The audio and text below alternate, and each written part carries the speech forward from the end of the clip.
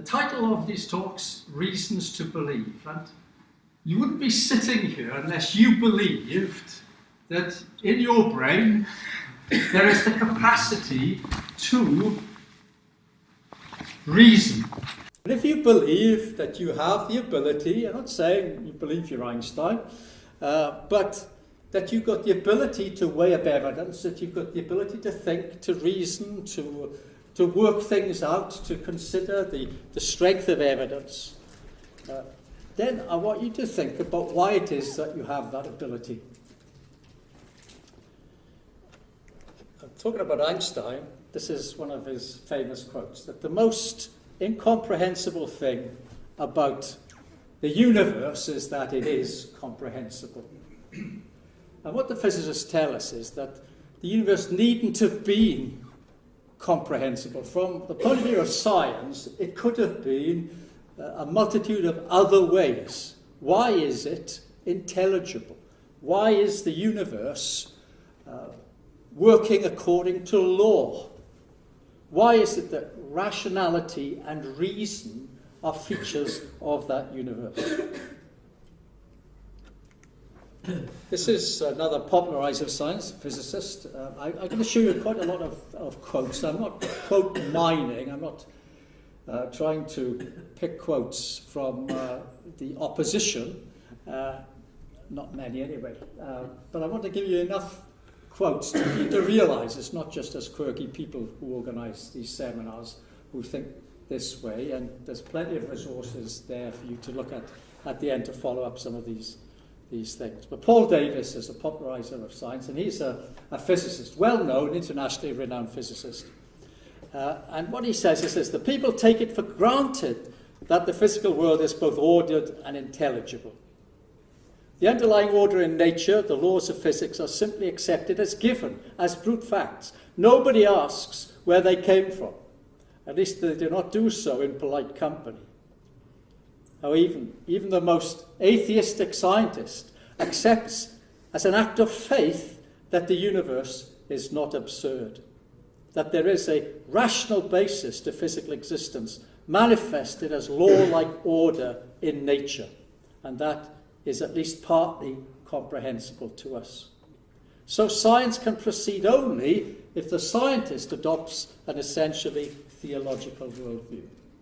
Of course, he says that tongue-in-cheek. He realizes that the scientific community would find that,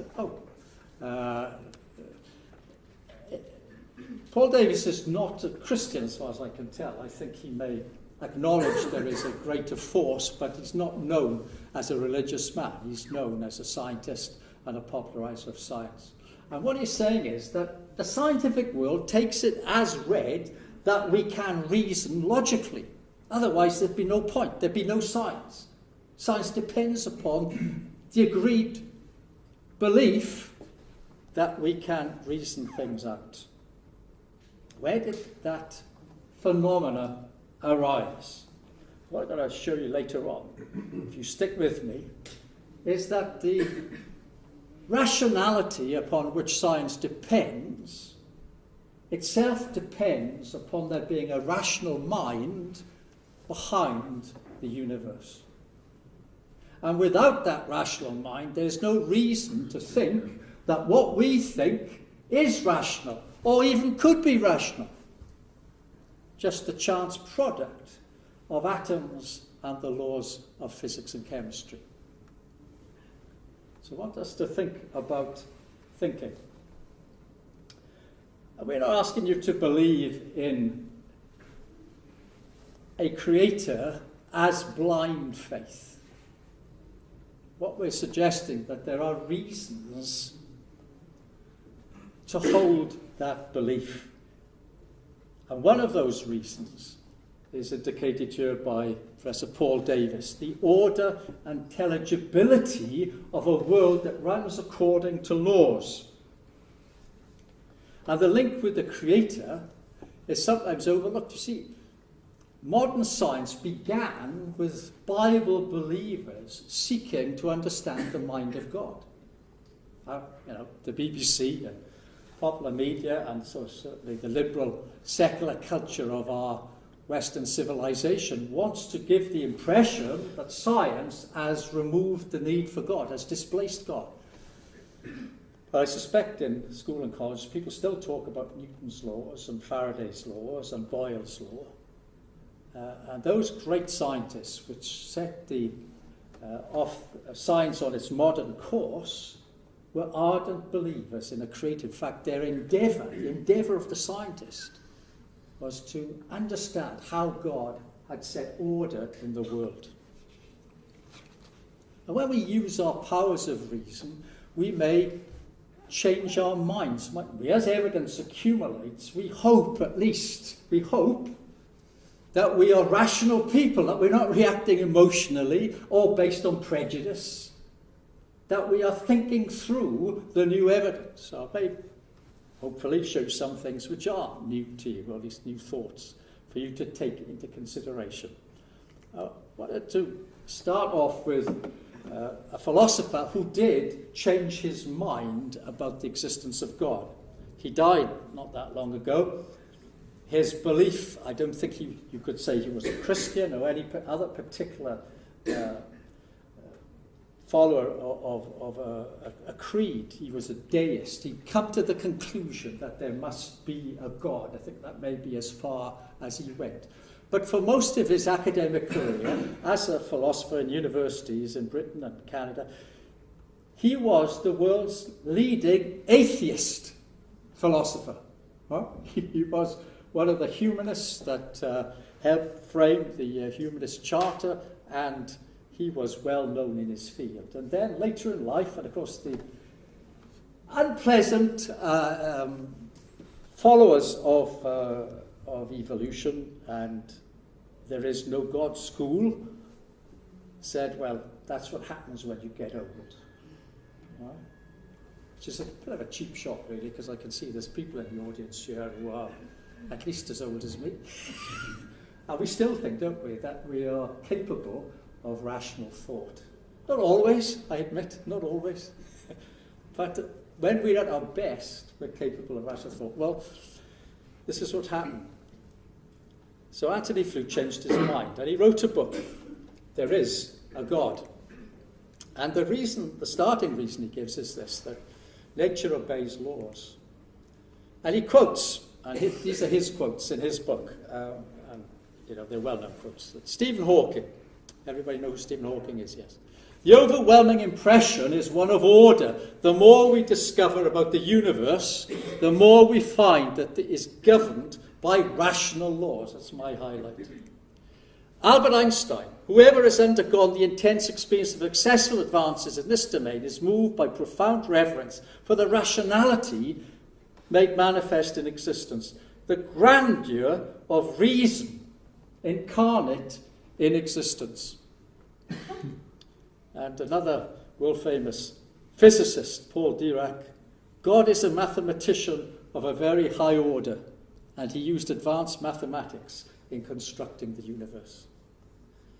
Now, he's saying that tongue-in-cheek. What he's admitting to is that there is such extraordinary... Any mathematicians here? Any math students? Yeah. There are not many clever people in the audience. There's one or two. Keep his head down.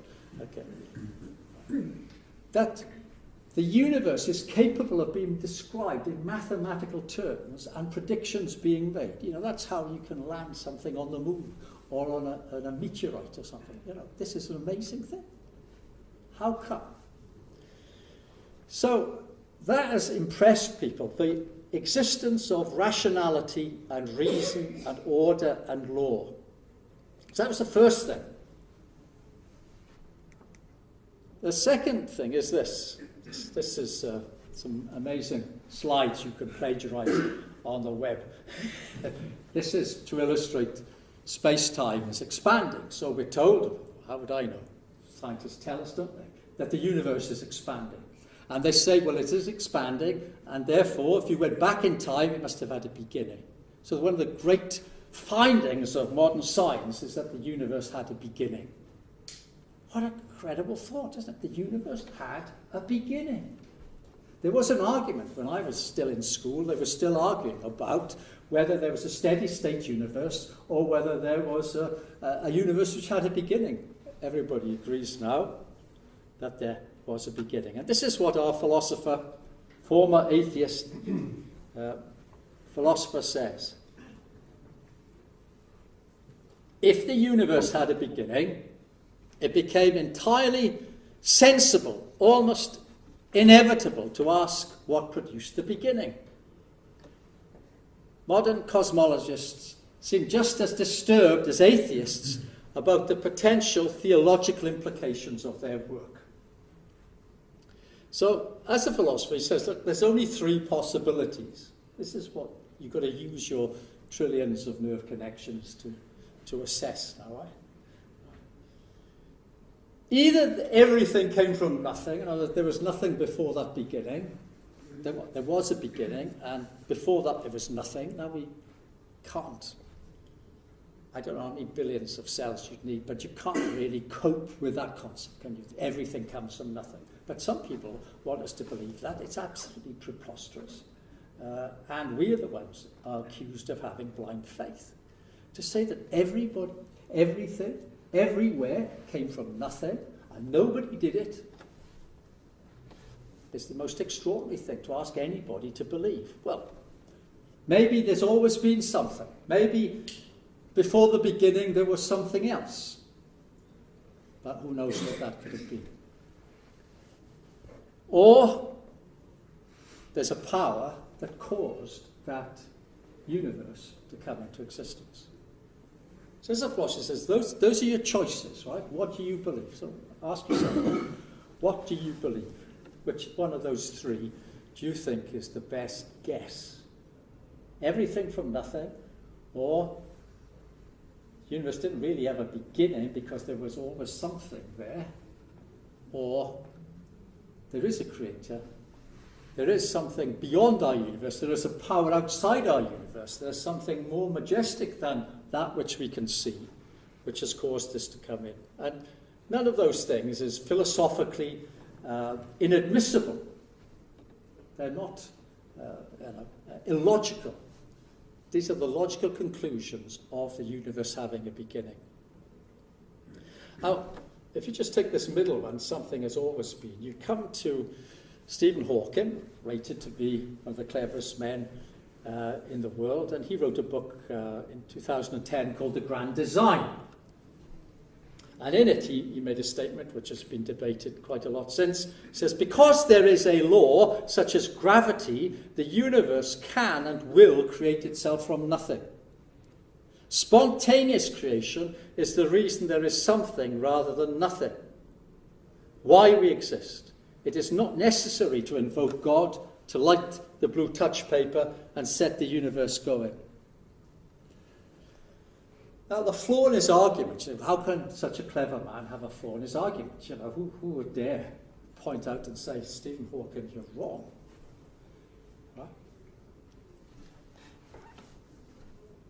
But what he says, because there is a law such as gravity, what he's saying is before there was a universe, there was something called the law of gravity, and because the law of gravity existed, the universe had to come into existence. So there's no point invoking God to say that's the cause of the universe. The law of gravity is the cause instead of God. But the point that seems to have passed him by is who created the law of gravity? Where did gravity come from? So there wasn't nothing before the universe. There was gravity. But the other flaw is this, that a law can't cause anything to happen. Now, let me just, have you ever thought about this? I didn't work all this up myself. John Lennox, professor of mathematics at Oxford University, the doyen of the theistic answers to the new atheists, wrote some excellent books, which if you really are serious about following up, I put these books up there because he's just a very clear way. He's a professor of maths in Oxford, And he's also trained in philosophy as well. And this is what he says, that physical laws on their own cannot create anything. They are merely a description of what normally happens under certain conditions. Gravity, if there was a law of gravity, you say, oh, well, no, gravity, the law, is a description of a phenomena. Nobody really understands what these phenomena are. So there are laws. What do we mean by that? There are regularities in the observations that we make, upon which we can make predictions. But what is a force? What is the force of gravity? Nobody understands. And it is Ludwig Wittgenstein, again, world famous philosopher of the 20th century, who says that the great delusion of modernity is that the laws of nature explain the universe for us. The laws of nature describe the universe. They describe the regularities. They explain nothing. So, nonsense is nonsense, says John Lennox, whoever says it. And that's a reminder that, sometimes, often, scientists make pronouncements which are metaphysical rather than scientific. And the media reports these as the scientists have said, or even worse, science has said. And what they are statements of belief of scientists. And that belief is called philosophical naturalism. Right? It's an assertion that the only things that exist are the things you can see and measure. The only things there are the material things of the universe. But that is based on what? Why would my belief that all there is what I can see and measure tell you that there's nothing else? Just no basis. It's an acceptance of a preference. We would rather believe that there is nothing else out there. The world of strict naturalism, in which clever mathematical laws all by themselves bring the universe and life into existence, is pure fiction. You have to ask where all these things came from. Now, you may say, I think they've always been, except physics is telling us, no, there was a beginning. Or you say, well, it just came from nowhere. Or you say, there is a power outside the universe that we'll call God, who caused it to exist. Well, when you make such an argument, and you may find this when you talk to people in college at work, then you say, well, if you believe in a creator, who created the creator? Gotcha. Ooh, that's a good one. It's rather silly, really. Stephen Hawking again. It is reasonable to ask who or what created the universe, but if the answer is God, then the question has merely been deflected to that of who created God. That's one version of it. Here's another version of it. Richard Dawkins. A designer God cannot be used to explain organized complexity, because any God capable of designing anything would have to be complex enough to demand the same kind of explanation. And that argument has been repeated many times, even though philosophers of all persuasions have shown that it's a false assertion. Because what is assumed here is this very idea that God is a natural being within the universe we're talking about. It's the sort of God the Bible rejects. Nobody's postulating a God who needs a cause. We're postulating a God who has been forever. That's the best explanation. So that argument, the argument there, is not really an argument at all, because it's assuming that our concept of God is one that can be reduced to something which is part of the created order, which itself needs an explanation. What we're saying is that outside of this created order is an uncreated being who has caused these things to come into existence. At least as a hypothesis, you may want to hold that as different from the sort of God assumed by these critics. This is put very well by Richard Swinburne, who is a professor of philosophy, again in Oxford University, published a book on Is There a God? These are serious academics. I put them up because this is Oxford, not Cardiff. Although John Lennox had been a lecturer in Cardiff University, he got promoted to greater things. Right? And so this is what Richard Swinburne says. Look, I'm not postulating a God of the gaps. What is the God of the gaps? God, sometimes we say, that flower is so beautiful, science can't explain it.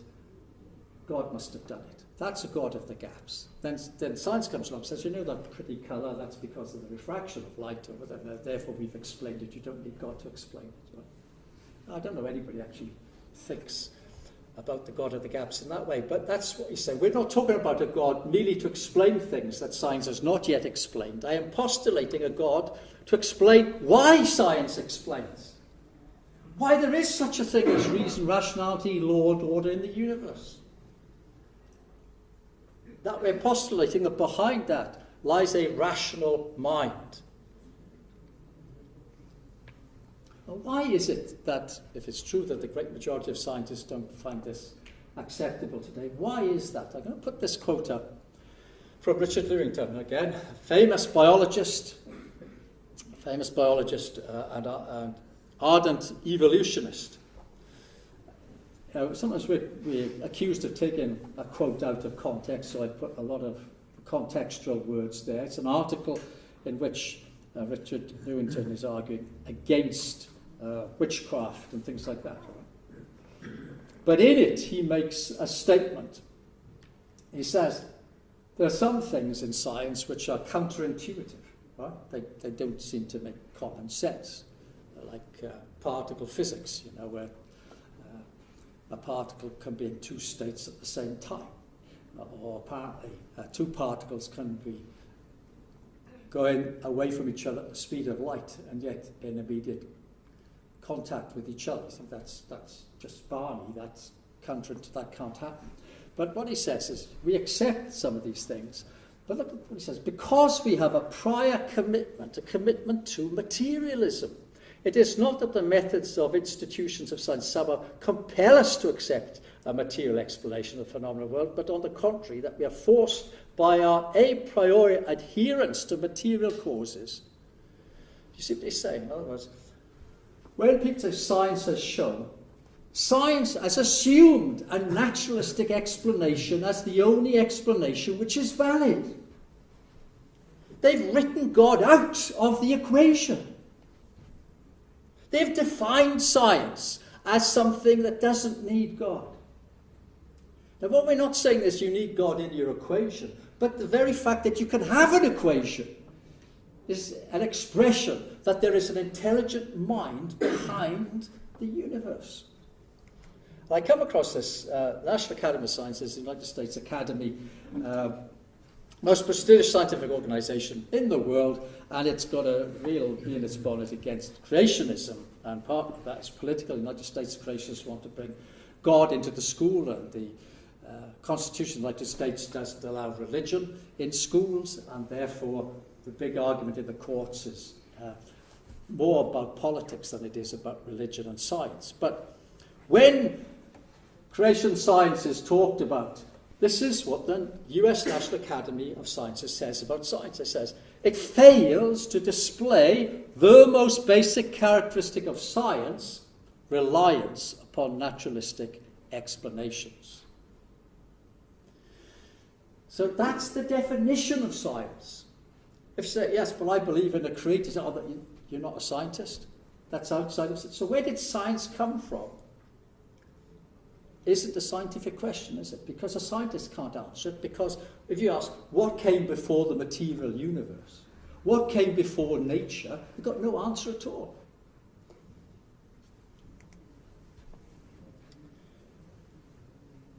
You think, well, don't scientists think about this? Well, John Lennox points out, yes, there are lots of scientists, even in Oxford, who do accept the existence of God. I don't think that all scientists or only poor scientists accept the existence of God. That's just not true. They don't have much of a voice. They don't get onto the media very often. But he says there are. So what I'm asking you to do is to think about where reason comes from, where the reasoned possibility comes from. And at least you might say to yourself, well, is it just possible there is a mind behind all of our minds? There's a mind that is reflected in the order and intelligibility of the world in which we live. Because without that, there's no science. You can't do science. And if you don't agree with me, the likely explanation, at least think to yourself, well, what is the explanation? You might say, well, I don't know. Well, if you don't know, why are you so certain it's not God? Another line of thought. This is Isaac Newton. Of course, he was a great scientist and a great Bible reader. And he thought that atheism is senseless because the sun and the earth are just the right distance away from each other. Right? And that's the beginning of sort of the Goldilocks idea, which, if he only knew what modern science would do, he would, I'm sure, be amazed. That what's been found out is that the universe is fine-tuned for life to a degree which is amazing, right? And what they mean is not that just the sun and the earth are the right distance apart to sustain life, right? But that the very fundamental particles and forces of nature that hold atoms together, that make matter possible, that allow carbon to be formed, are exquisitely fine-tuned. I could show you a lot more about that, but exquisitely fine-tuned. And then the scientists who say that also tell us that it didn't have to be so. If everything started with a big explosion, it could have fallen out in many different ways. This is just the most amazingly improbable thing, that the universe we live in has come about like that. Stephen Hawking, our universe and its laws appear to have a design that is both tailor-made to support us, and if we are to exist, leaves little room for alteration. You think, well, isn't it more likely to agree there's a God? And he says, but that's not the answer of modern science. Now, the answer of modern science is mind-blowing. What they say is that this universe is highly, highly improbable. Right? Like, way, way out of winning the lottery. This is beyond comprehension, how improbable. Oh, therefore, there must be trillions and billions and zillions of other universes. And if you have enough universes, then even the most improbable sort of universe will exist somewhere. Pardon? To get out of the fact that there may be a God creating the improbable universe, invent an infinite number of other universes, all running in parallel.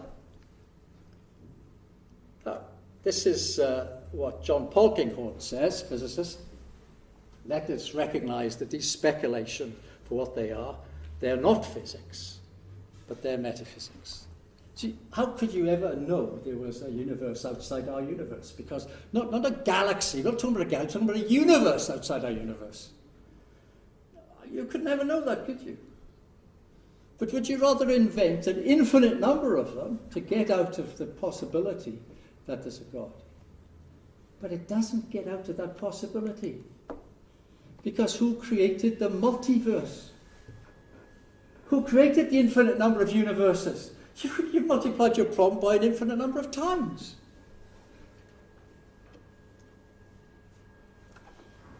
So, science takes us through mental hoops which don't bear consideration.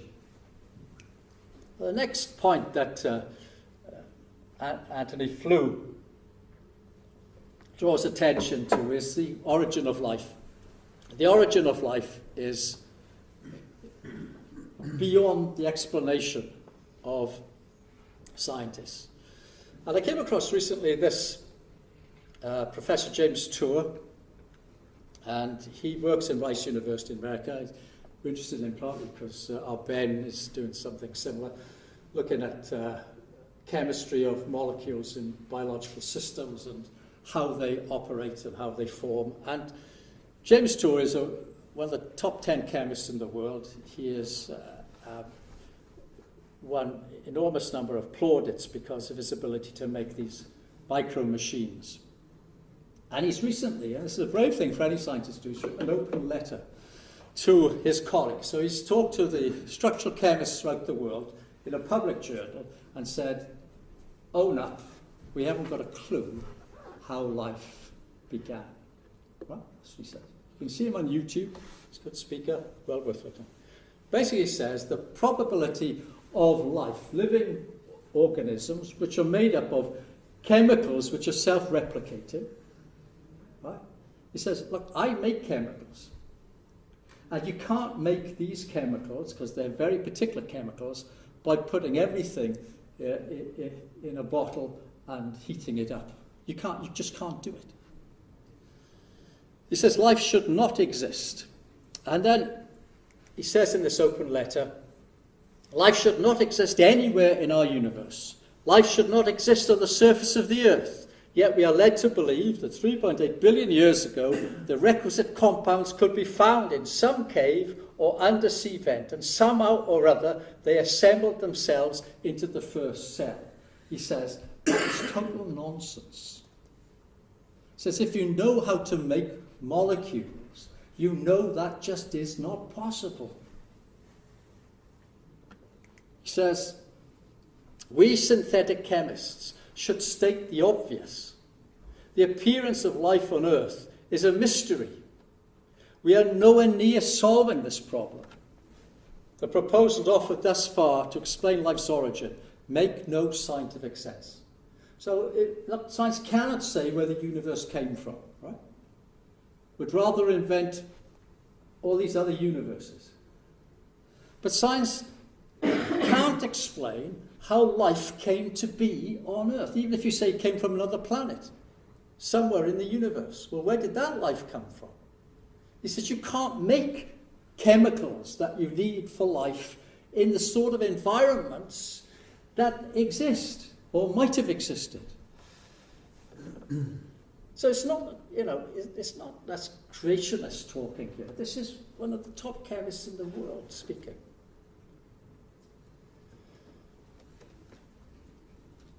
Let me just show you how complicated life is. Now, I know some of you will have seen some of these things, but let's have a break and watch them for a while. For the longest time, I believed that Darwinian evolution explains what we saw in biology. Not because I saw how it could actually explain it, but because I was told that it did explain it. In schools, I was taught Darwinian biology.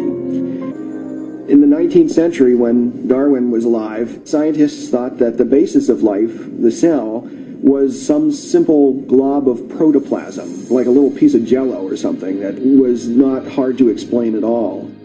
This perception didn't really change too much until the early 1950s, but in the last half century, our knowledge of the cell has just exploded.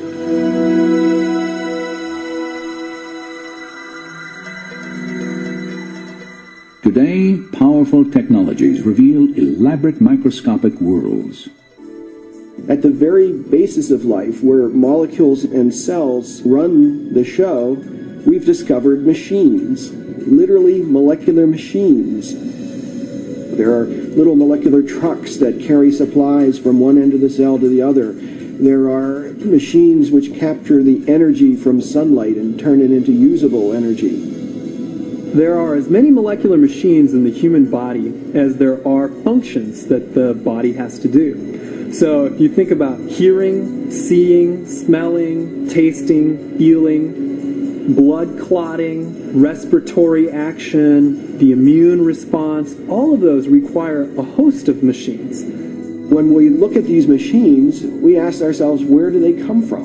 And the standard answer, Darwinian evolution, is very inadequate in my view. Many of Behe's doubts were tied to a remarkable biological motor. I remember the first time I looked in a biochemistry textbook and I saw a drawing of something called a bacterial flagellum.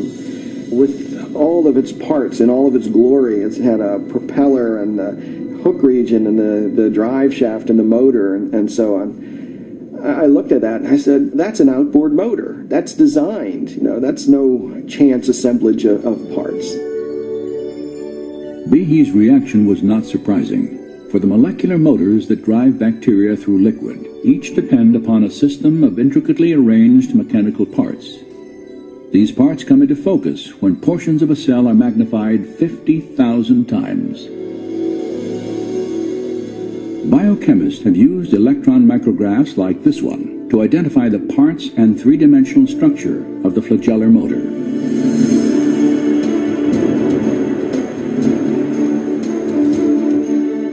In the process, they have revealed a marvel of engineering on a miniaturized scale. Howard Berg at Harvard has labeled it the most efficient machine in the universe. These machines, some of them are running at 100,000 RPMs and are hardwired into a signal transduction or sensory mechanism so that it's getting feedback from the environment. And even though they're spinning that fast, they can stop on a dime. It only takes a... I'm sure you've seen that motor, so I won't leave it up for too long, and there's videos you can get of it. But never mind when Darwin was writing. When I was a medical student in Cambridge in the 1960s, we looked down electron microscopes to look at the cells, and they were still blobs of jelly. And inside were shadowy things, and they gave them names, but you couldn't see what was going on. Now, inside that cell is the most remarkable living form, the bacteria, has the perfect machine as its motor. It's got an electric motor fixed into it. Now, nobody imagined that. Darwin never thought that when you found out the secret of life, you would find it simple. Like the cell was like a bag of salty water, and things move by osmosis. Now we know, and I'll show you that roads are laid down for the transport of material. This next little clip is from a guy who's used modern technology in order to demonstrate. Drew Berry, his name is, and he's given a TED talk here. I was very much inspired by this image many years ago, and I wondered whether we could use computer graphics to represent the molecular world. What would it look like? And that's how I really began. So let's begin. This is DNA in its classic double helix form, and it's from X-ray crystallography, so it's an accurate model of DNA. If we unwind the double helix and unzip the two strands, you see these things that look like teeth. Those are the letters of genetic code, the 25,000 genes you've got written in your DNA. This is what they typically talk about, the genetic code. This is what they're talking about. But I want to talk about a different aspect of DNA science, and that is the physical nature of DNA. And it's these two strands that run in opposite directions for reasons I can't go into right now, but they physically run in opposite directions, which creates a number of complications for your living cells, as you're about to see, most particularly when DNA is being copied. And so what I'm about to show you is an accurate representation of the actual DNA replication machine that's occurring right now inside your body, at least 2002 biology. So DNA is entering the production line from the left-hand side, and it hits this collection, this miniature biochemical machines that are pulling apart the DNA strand and making an exact copy. So DNA comes in and hits this blue donut-shaped structure, and it's ripped apart into its two strands. One strand can be copied directly, and it can be seen spooling off down to the bottom there. But things aren't so simple for the other strand because it must be copied backwards. So it's thrown out repeatedly in these loops and copied one section at a time, creating two new DNA molecules. Now, you have billions of this machine right now whirring away inside you, copying your DNA with exquisite fidelity. It's an accurate representation. You have billions of copies of those machines copying your DNA with exquisite fidelity. What's an amazing thing, right? The information for life in every cell is copied and copied and copied without mistake. There's even correction mechanisms. There are even machines that check the accuracy and pull out the errors and repair them with the right codes. That's amazing. That came about by chance. I mean, I'm not talking about a few Lego bricks sticking together if you shake a bag. We're talking about machines being created out of bits which don't even exist in the right place at the right time. And all of that being controlled by something. Now, this is just, I like this one, so I'm going to show it. This is one of the machines, this middle one called Kinesin. Let me just give you a few minutes of Kinesin.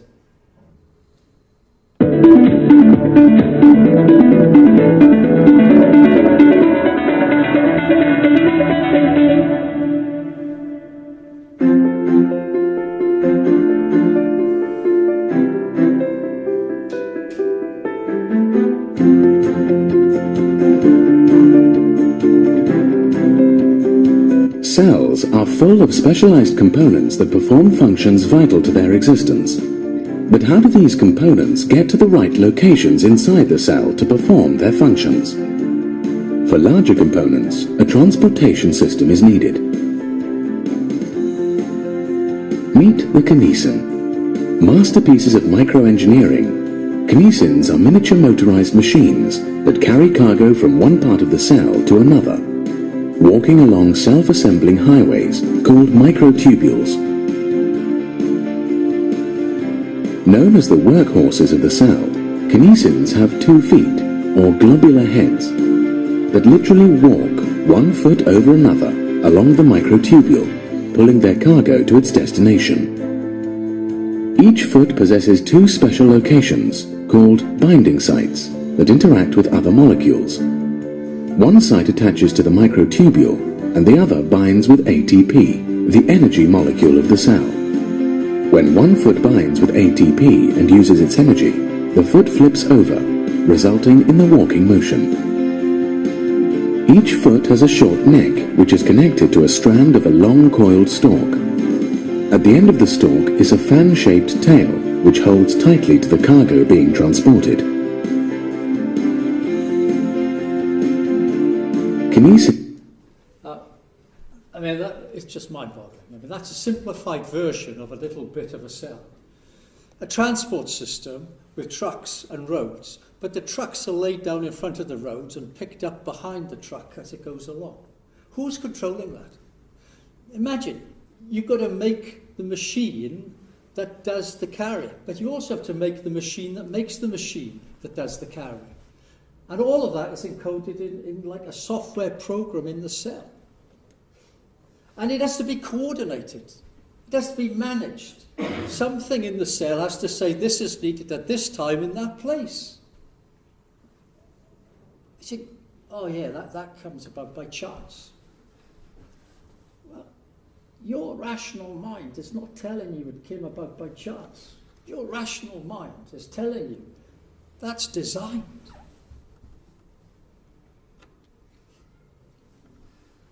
What's the chances of getting anything like that? Like just the improbability, right? If you took a bag of Scrabble letters, shook them around, you put your hand in, took out a letter, right? It could be one of any number of letters. Supposing the first one is the letter D for design. You put it back in, you shake the Scrabble letters, you take out the next one. It's the letter E. Oh, that's interesting. You put it back in, you shake it up, the next one you pull out is an S. What's your chances of pulling out the word design in a straightforward attempt like that? Well, one mathematician has worked it out. It's 309 million goes of that experiment before you get a chance of getting that one word design. Now, the letters of the genetic code are millions and millions and millions of letters long. It's all bundled up like a ball of wool that the cat's got hold of, and yet the cell has to open that ball up, reveal the bit of information required at that given time, have machinery that can translate it, take it to a factory to make the component, transport the component to the other part, send that other part somewhere else in the body. All that happens by chance. It defies the rational part of our mind. And, you know, that's at the micro level. What about the grand level? Imagine the chances of a spider weaving a web for the first time. You know, what's the early stages of weaving a web? I tell you what it is, the spider sticks to the web and can't get off. right? Because not only do you have to have a web, you have to have a web the spider doesn't stick to. You can't, if you don't have both of those things together, you don't have a spider's web that's of any function. It's called irreducible complexity. The example I like, because I've seen them in the wild, are leafcutter ants. These leafcutter ants, they go out, there's no leader, they got no boss, they got no king, they all go off, they cut down the leaves of a tree, they bring them back to the nest to eat. No, they don't. They bring them back to munch them up, to provide compost. On the compost, they grow mushrooms. They eat the mushrooms. That mushroom only grows on the compost of those ants. Because of that, when the queen ant goes off to start a new colony, she takes a mouthful of the mushroom with her to seed the compost in the next nest. Tell me how that arises by chance, mutation, and natural selection. And the answer is, it's luck.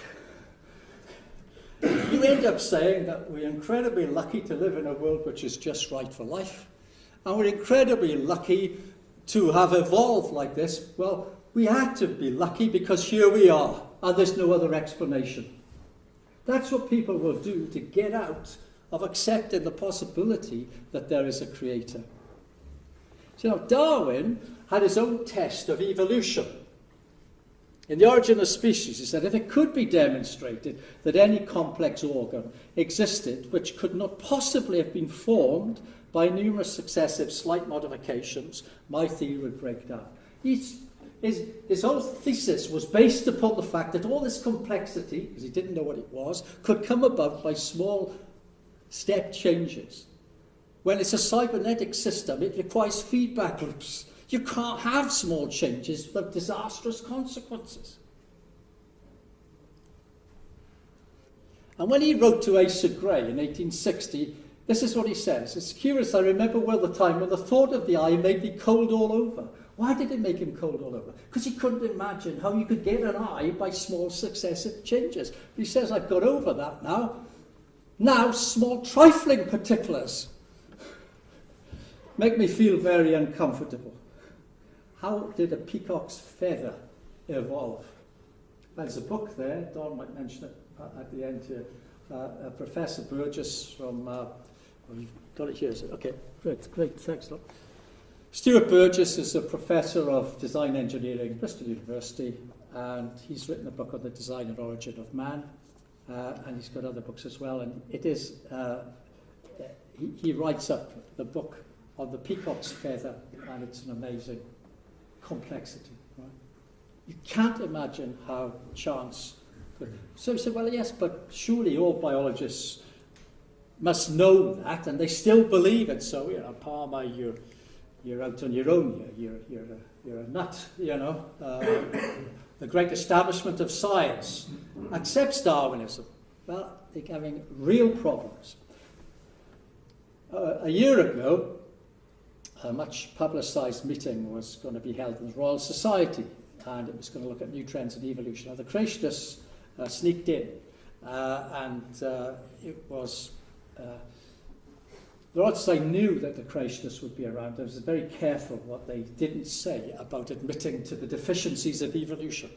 So I have to rely upon... I have listened to the first talk by this guy. I'm not sure I understood it very well at all, but this is an account on what he said, right? They talked about the yet unsolved problems of evolution, right? Now, what are those unsolved problems? Phenotypic complexity. What do they mean? The origin of eyes, etc. Unsolved. Unsolved problem. Phenotypic novelty. The emergence of different kinds of animals. Unsolved problem.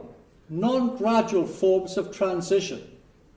Why there are gaps in the fossil record. 12 months ago, the cleverest evolutionists in the world were gathered together in the Royal Society in London to discuss the as yet unsolved problems, and lo and behold, those are the very, very problems that we know that science cannot explain. So, what am I asking? I'm asking you to think about your rational mind weighing up evidence. You know what that noise is? Try and concentrate. Right?